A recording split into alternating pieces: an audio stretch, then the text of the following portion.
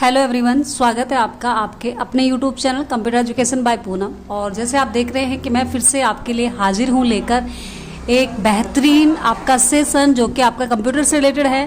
और यहां पर आपका ट्रिपल सी से रिलेटेड मोस्ट इंपॉर्टेंट क्वेश्चंस एक जो सीरीज़ है जो कि आपको हेल्प करेगी आपके स्कोर के लिए। आप बेहतर स्कोर कर पाएंगे अपने आने वाले एग्ज़ाम में जो कि ट्रिपल सी से रिलेटेड होने वाला है। फिर वो चाहे जून में जिनका हो चुका है या जिनका होने वाला है वो ध्यान रखें।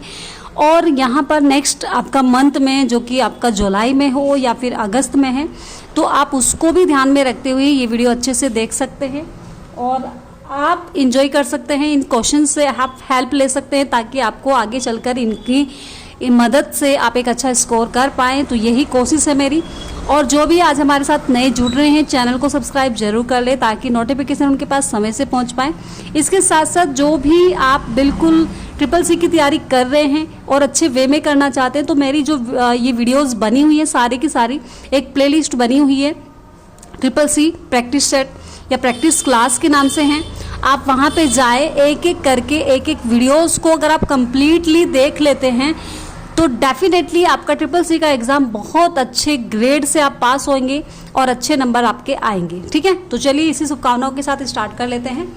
और यहाँ पर आपके सामने पहला क्वेश्चन आपको देखने को मिल रहा है कि एक इलेक्ट्रॉनिक उपकरण है जो डेटा को सूचना में परिवर्तित करके संशोधित करता है। ठीक है, तो क्या कहेंगे उसको? Is an electronic device that process data converting it into information. यानी कि ऐसा इलेक्ट्रॉनिक उपकरण जो कि डेटा को सूचना में परिवर्तन करता है यानी कि एक इन्फॉर्मेशन में कन्वर्ट कर देता है तो उसे हम क्या कहेंगे? प्रोसेसर कहेंगे, कैश कहेंगे, या फिर हम उसको कंप्यूटर कहेंगे या फिर स्टेलस कहेंगे।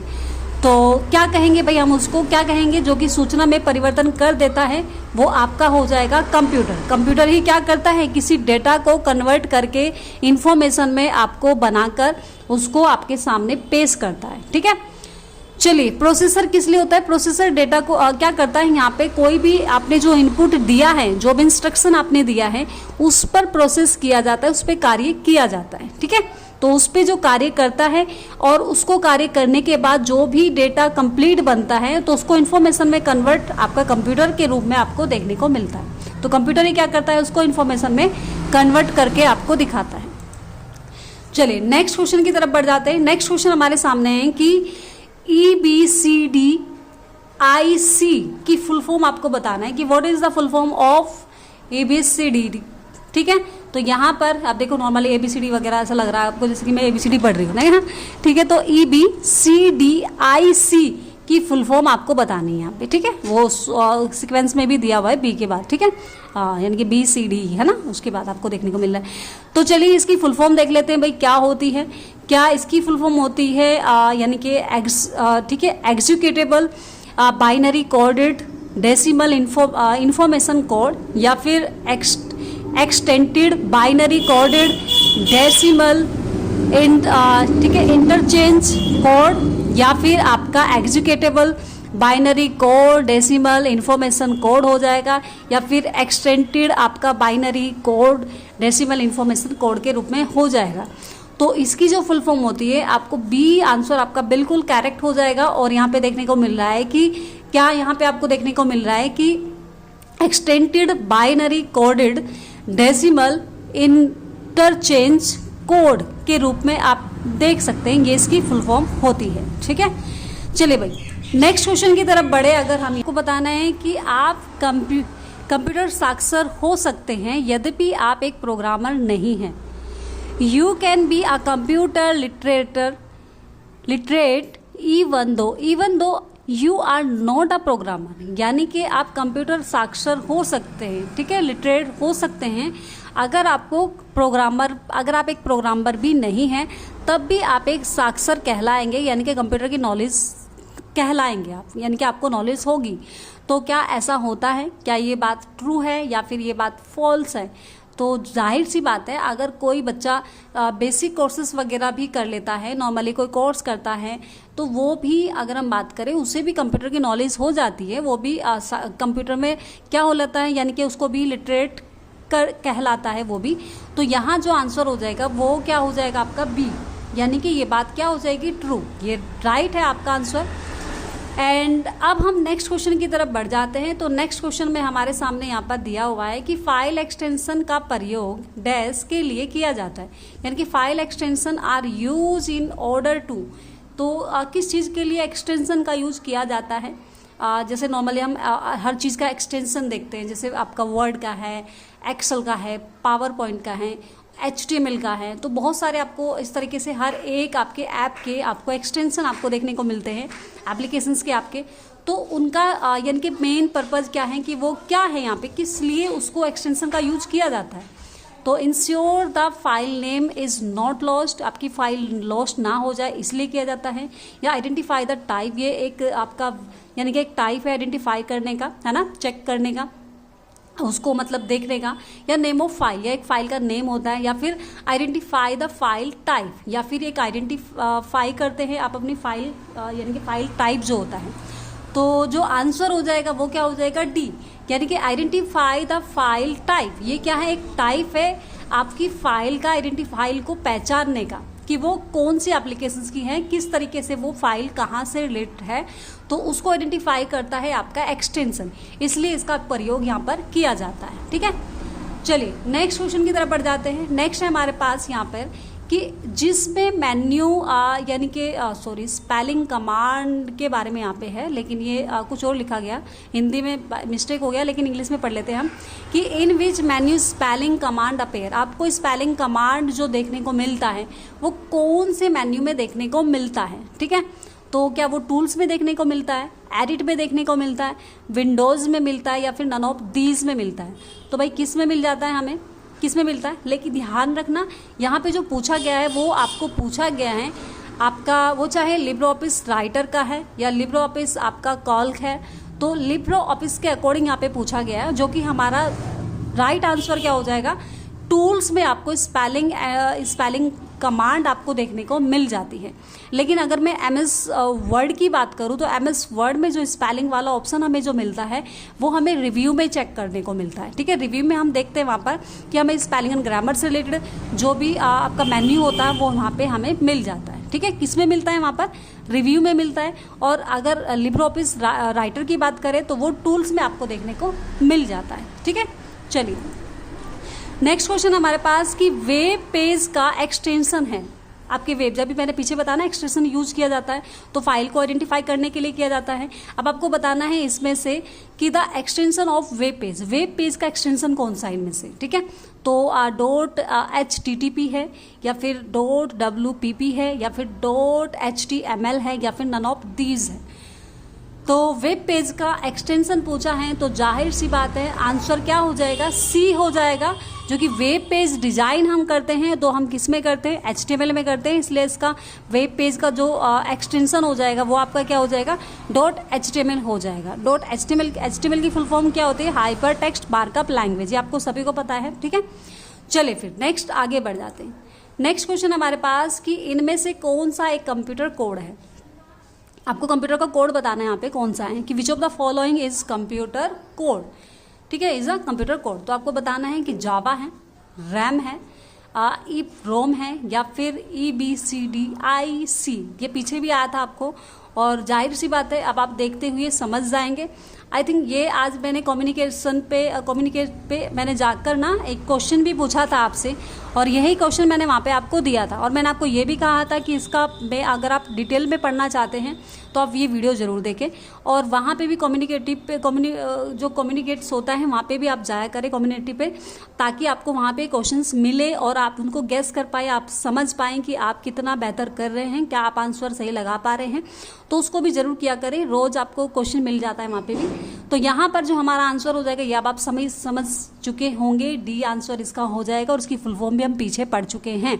ठीक है, चलिए अब जावा क्या होता है, जावा एक लैंग्वेज होती है। ठीक है, तो जावा लैंग्वेज होती है आपकी, उसका इस्तेमाल हम करते हैं। रैम क्या होता है, रैम आपका रैंडम एक्सेस मेमोरी होती है, जो कि एक मेमोरी और कौन सी मेमोरी का पार्ट है ये आप मुझे कमेंट बॉक्स में भी बता सकते हैं। वैसे तो चलो मैं बता ही दूँ आपको, क्या ही आप मेहनत करोगे, है ना। चलो मैं बता देती हूँ आपको, मुझे पता है आपको मेहनत करने की ज़रूरत नहीं है, मैं कर रही हूँ आपके लिए, तो बस आप उनको देखते रहिए, पढ़ते रहिए, बस यही आप बेहतर है आपके लिए, ठीक है। तो रैंडम एक्सेस मेमोरी, और ये आपका प्राइमरी मेमोरी का टाइप है, ठीक है। और 2 टाइप की आपकी मेमोरी होती है, रैम एंड रोम, जो कि प्राइमरी मेमोरी होती है। और नॉर्मली अगर मैं बताऊँ आपको तो मेमोरी 2 टाइप की होती है, आपकी प्राइमरी मेमोरी एंड सेकेंड आपका सेकेंडरी मेमोरी। प्राइमरी मेमोरी को आप इंटरनल मेमोरी भी कहते हैं, मेन मेमोरी भी कहते हैं, और उसी के 2 पार्ट होते हैं, रैम एंड रोम। और रोम की फुल फॉर्म होती है आपका रीड ओनली मेमोरी, और रैम की फुल फॉर्म होती है रैंडम एक्सेस मेमोरी। और यहाँ पे जो इफ रोम है, ये भी आपका रोम का पार्ट है, इफ रोम, ठीक है, जो भी आपका रैंडम, जो कि रीड ओनली मेमोरी का ही एक पार्ट है। तो इफ रोम की फुल फॉर्म आप मुझे बताएंगे, थोड़ी सी मेहनत कर लेना, क्योंकि अभी फिलहाल मुझे याद नहीं आ रहा है, तो आप उसको जरूर कमेंट में मुझे बता देना, ठीक है। चलिए नेक्स्ट क्वेश्चन आपके सामने आ जाता है यहाँ पे, इसका आंसर दे दिया मैंने। चलो नेक्स्ट है कि विंडोज़ डेस्कटॉप पर राइट क्लिक करने से स्वयं डैश हो जाएगा, क्या हो जाएगा भाई? A right click on the Windows desktop itself will, अपने आप जब आप विंडोज़ पे जाके, आप डेस्कटॉप पे जाके आप क्या करेंगे, राइट क्लिक करेंगे, तो ऑटोमेटिकली क्या हो जाएगा, show a context sensitive menu. क्या आप शो करेंगे कॉन्टेक्स्ट, यानी कि जो उसका कंटेंट्स, जो कॉन्टेस्ट होगा उसका वो ओपन हो जाएगा सेंसिटिव मेन्यू के रूप में। Open the display properties dialog box, क्या एक डिस्प्ले आपको ओपन होगी जो कि प्रॉपर्टीज़ डायलॉग बॉक्स के अकॉर्डिंग आपको दिखाई देगा। ओपन द कंट्रोल पैनल, या फिर एक कंट्रोल पैनल आपके सामने ओपन हो जाएगा, या फिर मिनिमाइज ऑल ओपन एप्लीकेशन, या सभी एप्लीकेशंस मिनिमाइज छोटी होकर आपको दिखाई देंगी, ठीक है। तो जब हम राइट क्लिक करते हैं डेस्कटॉप के ऊपर, तो ऑटोमेटिकली क्या हो जाता है भाई, यहाँ पे शो ऑन कॉन्टेक्स्ट, जो कि सेंसिटिव मेन्यूज ओपन हो जाते हैं। जब आप राइट क्लिक करते हैं तो वो उससे रिलेटेड वो ऑप्शन आपको यहाँ पे सारे दिखाई देते हैं, जिस पर आप जाना चाहें।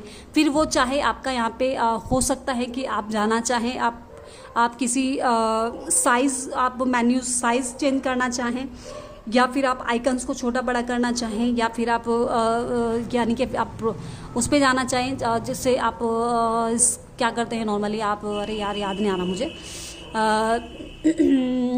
जैसे वॉलपेपर्स वगैरह चेंज करना चाहें, और आप फोल्डर बनाना चाहें, आप शॉर्टकट बनाना चाहें, तो जो भी चीज़ें आप वहाँ पे यूज करना चाहें, वो सेंसिटिव मेन्यूज़ आपके सामने वहाँ पे ओपन हो जाते हैं सारे के सारे, और आप उनका इस्तेमाल कर सकते हैं, ठीक है। चलिए नेक्स्ट क्वेश्चन है हमारे पास कि लिब्रो ऑफिस कैल्क में अनलिमिटेड पंक्तियाँ जोड़ी जा सकती हैं, ठीक है, यानी कि unlimited rows can be added in Libre Office Calc. Libre Office Calc से समझ लो यहाँ पे क्या है, यहाँ पे बात की गई है आपके एक्सेल से रिलेटेड, स्प्रेडशीट से रिलेटेड, और वहाँ पे ये बात कह रहा है आपको कि क्या आप एक पंक्ति में, एक रो के अंदर अनलिमिटेड, यानी कि आप उसमें जाकर, उस शीट पर जाकर क्या आप अनलिमिटेड आपकी वो ले सकते हैं आप रो, क्या ऐसा पॉसिबल है? ये बात फॉल्स है या फिर ट्रू है? तो क्या हो जाएगा भाई, ये बात फॉल्स हो जाएगी, बिल्कुल अनलिमिटेड तो हम नहीं ले सकते।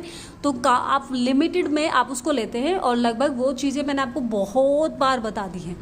तो अगर वीडियोस देखी हैं, कितनी रोज़ होती हैं, कितनी कॉलम्स होते हैं, कितने सेल्स होते हैं, बहुत बार बताया हुआ है मैंने। आप मुझे कमेंट बॉक्स में ज़रूर बताएं कि कितने रो होते हैं, कितने कॉलम्स होते हैं। फिलहाल आप चाहें तो रो के बारे में ही बता सकते हैं, कितने टोटल रोज होते हैं, ठीक है। तो आप ज़रूर थोड़ा सा मेहनत ज़रूर कर ले भाई, ठीक है। चलिए नेक्स्ट क्वेश्चन है कि जब एक सेल के अंदर, ये थोड़ा सा ऊपर जा रहा होगा ना, तो कोई बात नहीं, इसको अभी आप देख ले फिलहाल, और बाकी इंग्लिश में मैं बोल के बताती हूँ आपको। जब एक सेल के अंदर संख्याएं टाइप की जाती है तो डिफ़ॉल्ट संरेखन होता है। अब हिंदी में समझ नहीं आ रहा होगा ना, चलो इंग्लिश में समझ लेते हैं। इसने कहा है कि when numbers are type inside a cell the default alignment is, यानी कि जब आप एक सेल के अंदर, एक सेल में जाते हैं, यानी कि अभी भी वो एक्सेल शीट के बारे में बात कर रहा है आपसे, फिर वो चाहे कैल्क में है, चाहे वो आपका स्प्रेडशीट या फिर आपका एक्सेल में। तो जब आप एक सेल के ऊपर राइट क्लिक करते हैं तो बाय डिफ़ॉल्ट आपको क्या वहाँ पे देखने को मिलता है, क्या हो जाता है वो बाय डिफ़ॉल्ट क्या होता है? क्या वो जस्टिफाई हो जाता है, राइट अलाइन हो जाता है, सेंटर लाइन होता है, या फिर लेफ्ट अलाइन होता है? तो क्या आपको वहाँ पे देखने को मिल जाता है। तो आंसर हो जाएगा बी, राइट अलाइन, यानी कि जब आप एक सेल के अंदर संख्याएं टाइप करते हैं, ठीक है, की जाती है, तो बाय डिफॉल्ट तो वहाँ पर राइट अलाइन करके आप क्या कर सकते हैं, जब आप वहाँ पे देखते हैं तो संख्या ऑटोमेटिकली आप वहाँ पे ले सकते हैं। जब आप एक सेल में संख्या लिखते हैं तो टाइप करते हैं, तो नॉर्मली जब आप राइट अलाइन वहाँ पे करते हैं तो राइट अलाइन के अकॉर्डिंग आपको ऑटोमेटिकली वो संख्याएं आपको देखनी शुरू हो जाती है। ठीक है, चलिए भाई नेक्स्ट क्वेश्चन है हमारे पास कि कुछ वेबसाइट्स जो मित्रों और संबंधियों के साथ नेटवर्क बनाती हैं क्या कहलाती है। ठीक है, some websites that network with friends and relative are called. Net banking हो जाएगा, ई कॉमर्स वेबसाइट हो जाएगा, या फिर सोशल नेटवर्किंग साइट्स हो जाएगा, या फिर सर्च इंजन हो जाएगा। भाई जब आप अगर हम बात करें कि कुछ वेबसाइट ऐसी होती हैं जहाँ पर जो आपका नेटवर्क होता है वो आपके फ्रेंड्स और आपके रिलेटिव के अकॉर्डिंग अगर हम बात करें जो कि कहलाता है, उस मतलब उनके साथ यानी कि वेबसाइट जो मित्रों और संबंधियों के साथ नेटवर्क बनाता है, यानी कि कनेक्टिंग मतलब उसको कनेक्ट करता है, तो उसको हम क्या कहते हैं। जब हम किसी मित्रों के साथ या फिर हम जब भी हम दोस्तों के साथ एक दूसरे के साथ कम्युनिकेट करते हैं, बात करते हैं, तो उस नेटवर्क को क्या कहा जाता है। तो जाहिर सी बात है ये सब आप आसानी से बता ही सकते हैं। नेट बैंकिंग क्या होता है भाई, नेट बैंकिंग का मतलब ये होता है कि नेट से यानी कि बैंकिंग से रिलेटेड जहाँ पे लेन देन होता है उससे रिलेटेड आपका नेट बैंकिंग होता है। ई कॉमर्स वेबसाइट की अगर हम बात करें तो ये हो जाता है आपका ई कॉमर्स से रिलेटेड, यानी कि जहाँ पर आप अपना बिजनेस से रिलेटेड वेबसाइट्स बना सकते हैं। ठीक है, तो वो आपकी कॉमर्स वेबसाइट्स होती हैं।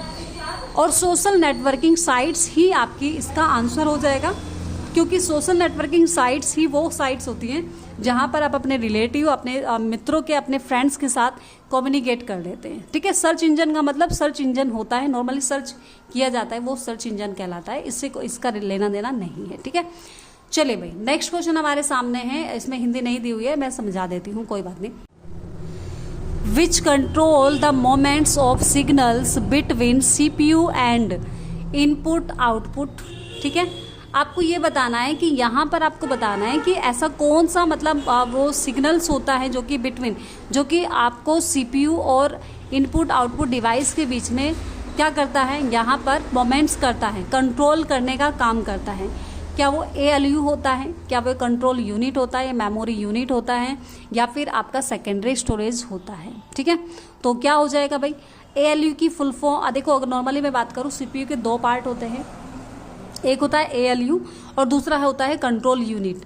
तो अगर मैं बात करूँ CPU और इनपुट आउटपुट के साथ जो सिग्नल्स भेजता है, जो उसको कंट्रोल करता है, वो आपका जो आंसर हो जाएगा कंट्रोल यूनिट हो जाएगा। ठीक है, तो ये आपका इसका आंसर हो गया। लेकिन अगर मैं ALU की फुल फॉर्म की बात करूँ तो इसका मतलब ये होता है कि अर्थमेटिक लॉजिक यूनिट, ये इसकी फुल फॉर्म होती है। बहुत बार बता चुकी हूँ मैं, और मैं ये भी बता चुकी हूँ कि अर्थमेटिक मतलब मैथमेटिक्स से रिलेटेड होता है, जहाँ पर आप मैथमेटिक्स से रिलेटेड कैलकुलेट्स करते हैं संख्याओं से रिलेटेड, और जो कि लॉजिकल से रिलेटेड होता है जहाँ पर आप greater than, less than, equal, है ना, वो चीज़ें आपको वहाँ पे लॉजिकली चीज़ें जहाँ पे दिखाई देती हैं, तो सिर्फ आप कंपैरिजन करते हैं, कंपेयर करते हैं, तो उससे रिलेटेड आपका लॉजिकल में आता है। और यहाँ पे अगर मैं बात करूँ जो ALU होता है, ये क्या काम करता है आपके कंप्यूटर के अंदर, जो भी कैलकुलेशन से रिलेटेड वर्क होता है वो सब डिसाइड कौन करता है, वो करता है आपका, यानी कि आपका जो डिसीजन मेकिंग वगैरह होता है वो आपका कौन होता है, ALU होता है। और कंट्रोल यूनिट क्या करता है, कंट्रोल यूनिट आपका कंप्लीट कंप्यूटर को कंट्रोल करता है, जो कि CPU और इनपुट आउटपुट डिवाइसेस से रिलेटेड, यानी कि क्या इनपुट करना है, किस तरीके से करना है, आउटपुट क्या करना है, तो उस सबको कंट्रोल करने का काम आपका कंट्रोल यूनिट करता है एज ए ट्रैफिक पुलिसमैन। ठीक है, चलिए मेमोरी यूनिट मेमोरी से रिलेटेड है, और स्टोरेज आपकी जो सेकेंडरी स्टोरेज है, सेकेंडरी स्टोरेज का मतलब मैंने अभी बताया 2 टाइप की मेमोरी होती है, प्राइमरी मेमोरी और दूसरी होती है सेकेंडरी मेमोरी। तो ये उसका आपको दिखाया यहाँ पे दिया गया है। ठीक है, चलिए नेक्स्ट क्वेश्चन हमारे सामने है कि आज का एंटीवायरस वायरस की पहचान कैसे करता है। ठीक है, आज का, यानी कि अगर हम बात करें यहाँ पे, how does N antivirus of today identify virus, virus को आज का जो एंटीवायरस है वो किस तरीके से पहचान कर सकता है वायरस की।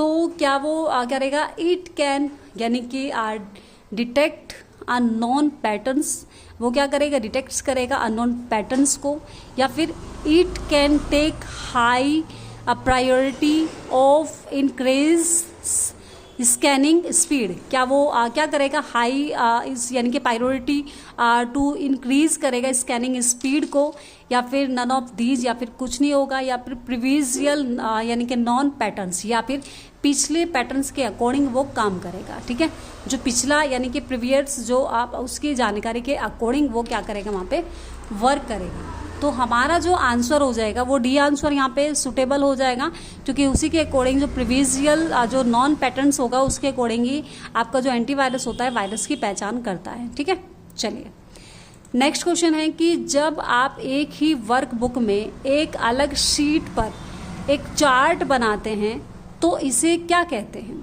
ठीक है, यानी कि when you create a chart on a spreadsheet in the same worksheet it is called यानी कि उसी शीट पर आप क्या बनाते हैं, यानी कि आप नॉर्मली जो आपकी वर्क बुक है वहाँ पर, और उसमें आप एक शीट पर जाकर एक चार्ट अलग से बनाते हैं, तो उसको हम क्या कहते हैं, क्या इम्बाइबेड चार्ट कहेंगे, या फिर आप उसको चार्ट शीट कहेंगे, व्यू चार्ट कहेंगे, या व्यू शीट कहेंगे।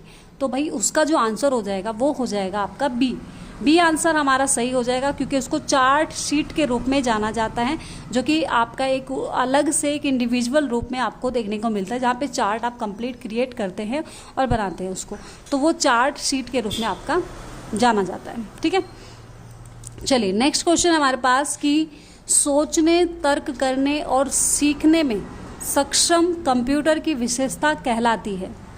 ठीक है, यानी कि द एबिलिटी ऑफ थिंकिंग, यानी कि सोचने समझने की जो एबिलिटी होती है, लर्निंग सीखने की, एंड आर्गू करने की of a computer is called, उस कंप्यूटर को क्या कहा जाएगा, क्या उसको ह्यूमन इंटेलिजेंस कहा जाएगा, वर्चुअल इंटेलिजेंट कहा जाएगा, मशीन इंटेलिजेंट कहा जाएगा, आर्टिफिशियल इंटेलिजेंट कहा जाएगा।